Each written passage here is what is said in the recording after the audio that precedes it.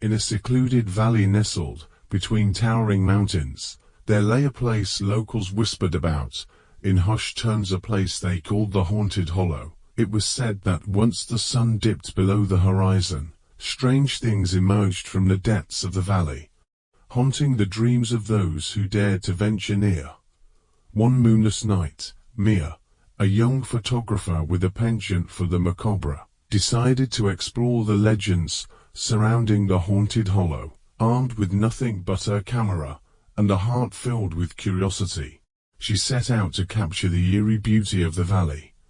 As Mia descended into the hollow, a thick mist enveloped her, shrouding the landscape in an otherworldly haze. The air grew icy, and the silence was so profound that she could hear the beating of her own heart. She wandered deeper into the valley, her footsteps echoing in the stillness of the night. Strange whispers seemed to dance on the edge of her perception, taunting her with their incomprehensible words. Suddenly, Mia stumbled upon an ancient cemetery, hidden among the trees, a silent testament to the valley's dark past. Tombstones jutted from the earth like crooked fingers, their inscriptions worn away by time. As Mia raised her camera to capture the scene, a chill ran down her spine. A figure emerged from the shadows, a spectral apparition, clad in tattered rags, its eyes glowing with an otherworldly light. With trembling hands, Mia snapped a photo, capturing the ghostly figure in all its haunting glory. But as the flash illuminated the darkness, the apparition let out a blood-curdling shriek, its form dissolving into wisps of smoke. Terrified, Mia fled from the cemetery, her heart racing with fear. But as she reached the edge of the valley, she looked back one last time, her camera trembling in her hands. In the photo she had taken, the ghostly figure loomed large, its twisted visage etched into the film for all eternity, a chilling reminder of the horrors that lurked within the Haunted Hollow. From that day forth, Mia vowed never to return to the valley, lest she be consumed by the darkness that dwelled there. And though she tried to forget the haunting image she had captured, the memory of that fateful night would haunt her dreams for the rest of her days. In the heart of a forgotten town stood an old house, its darkened windows staring blankly at the world outside. The townsfolk whispered tales of the silent house, where no sound ever escaped its walls, and those who entered were never seen again.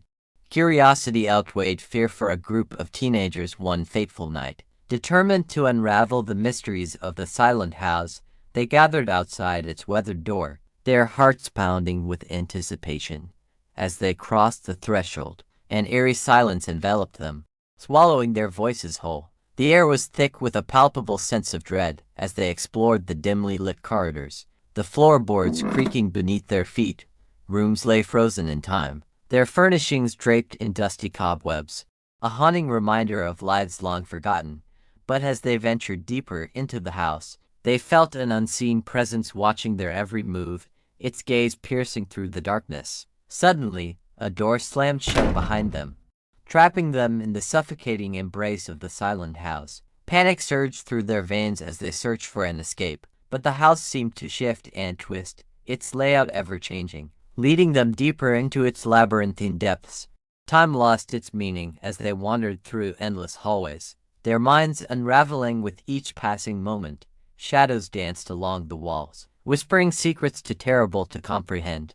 One by one, they succumbed to the darkness, their screams swallowed by the void as they became prisoners of the silent house, their fates forever entwined with its malevolent spirit. The town whispered tales of the lost souls who dared to enter the silent house, their voices silenced for eternity. And as the years passed, the house stood as a silent sentinel, its secrets buried within its walls, waiting patiently for its next unsuspecting victims to claim. In the heart of a quaint little town nestled deep in the Appalachian Mountains stood the Whispering Pines Hotel, once a grand establishment frequented by travelers from far and wide. It now stood as a relic of days gone by, its faded grandeur overshadowed by whispers of a sinister past. The hotel had fallen into disrepair, its once gleaming facade now weathered and worn. Despite its dilapidated appearance, it still drew the occasional visitor, those unaware of the dark secrets that lay within its walls. Among the unwitting guests was a young couple, Sarah and David, seeking refuge from a storm that raged outside. Oblivious to the ominous atmosphere that permeated the hotel, they checked into their room, eager for a night's rest. As they settled in for the evening, strange occurrences began to unfold. Faint whispers echoed through the halls, their words unintelligible yet filled with malice. Doors creaked open of their own accord, and shadows danced along the walls like specters in the night. At first, Sarah and David dismissed the occurrences as mere tricks of the imagination. But as the night wore on, the atmosphere grew increasingly oppressive. It was as though the very walls of the hotel were closing in around them, suffocating them with an unseen malevolence. Unable to ignore the signs any longer, they ventured out into the dimly lit corridors, their hearts pounding in their chests. With each step, the whispers grew louder, their words sending shivers down their spines. As they explored the labyrinthine halls of the hotel, they stumbled upon a hidden staircase that led down into the bowels of the building. Against their better judgment, they descended into the darkness below, guided only by the faint glow of their flashlight.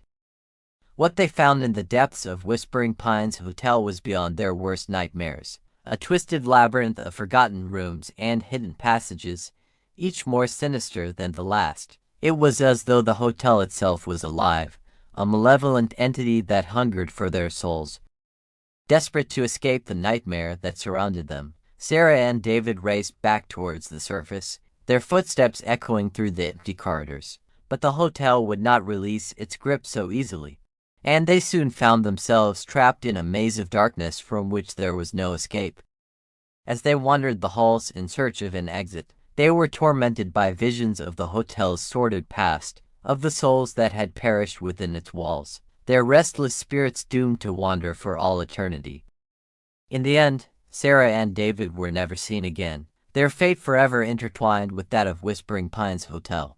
To this day, the hotel stands as a grim reminder of the horrors that lurk within the shadows, a warning to all who dare to venture too close.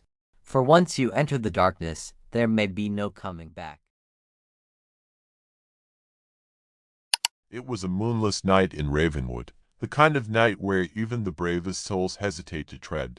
Yet, there we were, a band of desperate men, drawn together by whispers of hidden treasure within the accursed mansion that loomed over the town like a specter of the past. As we crept through the shadows, the weight of our sins hung heavy upon us. Masked by the thrill of the heist, the mansion's decrepit facade mocked us with its silence. But we paid no heed to the warnings of the townsfolk, blinded by the promise of wealth beyond our wildest dreams.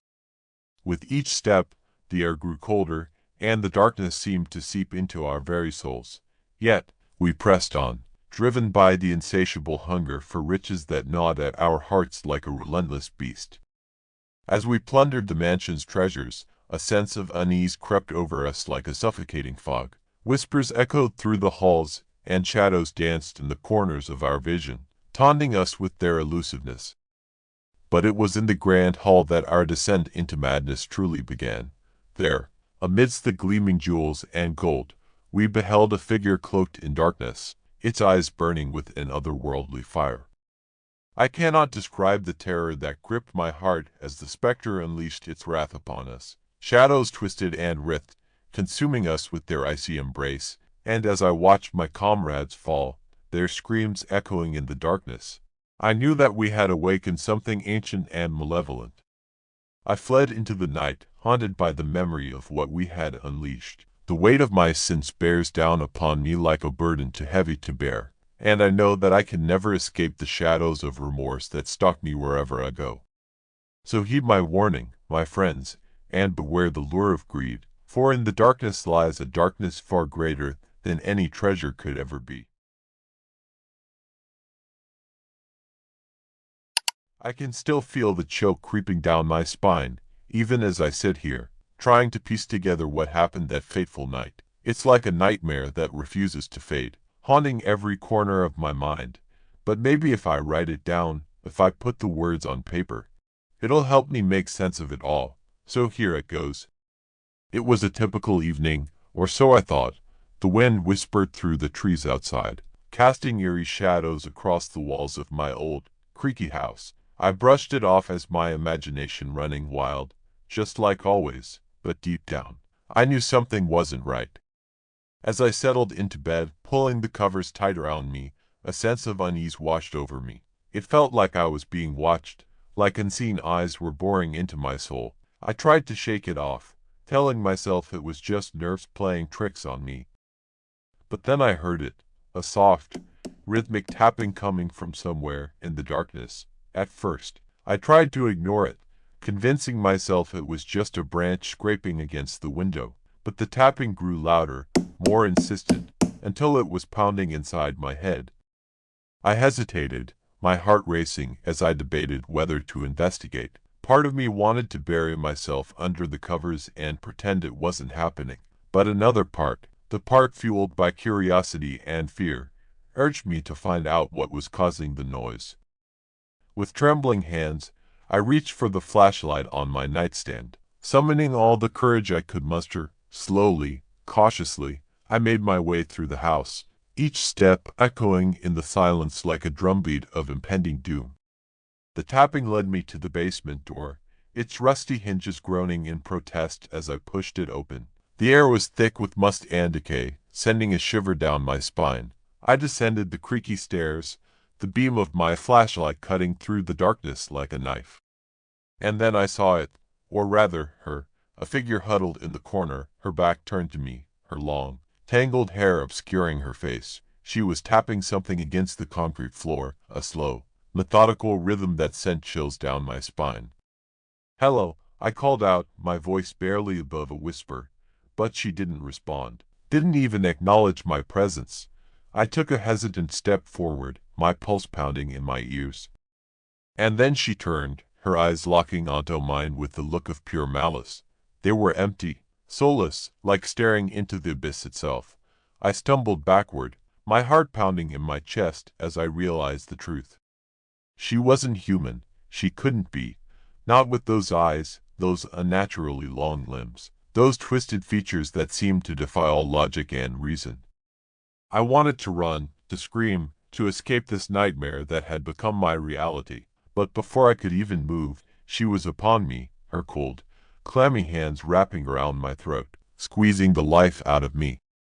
And as darkness consumed me, as my vision faded to black, I realized the true horror of my situation. I wasn't alone in that house. And I never would be again.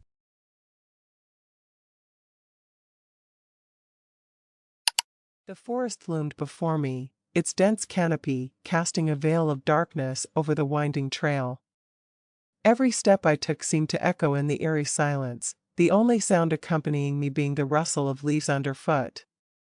I'd always enjoyed hiking alone, relishing the solitude and the sense of adventure it brought. But tonight, as the sun dipped below the horizon, a creeping unease began to settle in the pit of my stomach.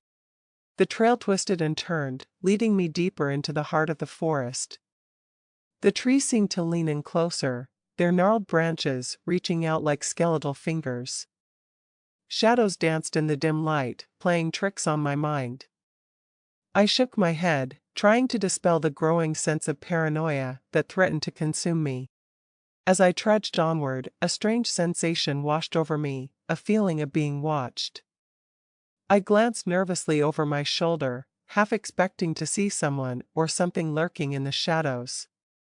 But the forest remained still, save for the faint whisper of the wind through the trees. Suddenly, a twig snapped somewhere off to my left, and my heart leaped into my throat. I froze, my senses on high alert as I strained to listen for any further signs of movement. But the forest was silent once more, as if mocking my fear. I quickened my pace, desperate to put some distance between myself and whatever unseen presence lurked in the darkness. But with each step I took, the feeling of being watched only grew stronger, until it felt as though a pair of unseen eyes were boring into the back of my skull. Then, out of the corner of my eye, I caught a glimpse of movement, a shadow flitting between the trees. I spun around, my heart pounding in my chest, but there was nothing there. Just the oppressive darkness of the forest, closing in around me like a suffocating shroud. I stumbled forward, my breath coming in ragged gasps as panic began to set in. Every instinct screamed at me to run, to flee this cursed place and never look back. But no matter how fast I ran, the forest seemed to stretch on endlessly, its twisting trails leading me further into the abyss. And then, just when I thought I couldn't take another step, I stumbled into a clearing, a small, moonlit glade surrounded by towering trees. Relief flooded through me as I collapsed to the ground, the cool grass beneath me a welcome reprieve from the oppressive darkness of the forest. But as I lay there, gasping for breath, a cold realization washed over me. I wasn't alone in the clearing. Something was standing at the edge of the trees, its eyes glowing like coals in the darkness. I tried to scream, but no sound escaped my lips as the creature stepped forward into the moonlight, its twisted form silhouetted against the night sky. And as its baleful gaze fell upon me, I knew with a sickening certainty that I would never make it out of the forest alive. The city lay shrouded in darkness, the moon a pale specter haunting the sky above. It was a night like any other, or so I thought until the whispers began. I moved through the streets with a sense of unease, the hairs on the back of my neck prickling with each step. The shadows seemed to dance around me, twisting and contorting in unnatural shapes, but I brushed off the feeling, chalking it up to the tricks of the night. My destination loomed before me, the jewelry store, its windows aglow with the promise of wealth untold. But as I approached, a chill swept through me, a premonition of something sinister lurking in the darkness. With trembling hands, I disabled the alarms, the soft hum of electricity filling the air like an ominous omen. The lock yielded to my touch, but the door swung open with a mournful creak, as if protesting my intrusion. Inside, the store was cloaked in darkness, the only light emanating from the glimmering jewels that adorned the displays. But there was something else, something lurking in the shadows, watching, waiting. I ignored the feeling of dread that gnawed at my insides as I began to fill my bag with the treasures before me. Each piece felt heavy in my hands, as if carrying the weight of 1,000 souls. But then, I heard it, a soft whisper, barely audible above the pounding of my heart. "Who dares disturb the darkness?" it hissed, sending shivers down my spine. I froze, my blood turning to ice in my veins. I had heard stories of the spirits that haunted the night, but I had never believed until now.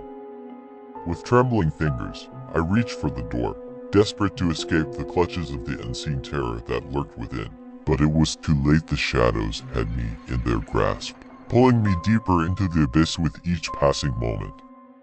As I struggled against the darkness, I felt a presence looming behind me, a cold breath against my neck, a whisper in my ear. "Welcome to the shadows," it murmured, its voice dripping with malice. And then, everything went black. When I awoke, I found myself lying on the cold pavement outside the jewelry store, my bag of stolen treasures nowhere to be found. Had it all been a dream? Or had I truly come face to face with the horrors that lurked in the night? I may never know for sure, but one thing is certain. I will never again tempt fate by venturing into the shadows of the night, for in the darkness, there are things that defy explanation, things that haunt the soul long after the night has passed.